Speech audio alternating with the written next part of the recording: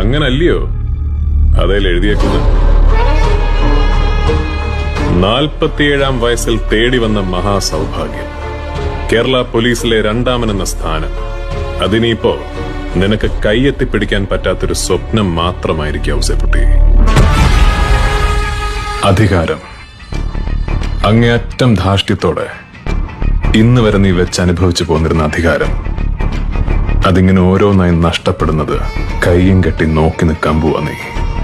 ഞാൻ പറഞ്ഞില്ലായിരുന്നോ, നീ ചെയ്തതിനൊക്കെയും നിന്നോട് ഞാൻ പകരം ചെയ്യും. അതതാ ഇവിടുന്ന് തുടങ്ങുക.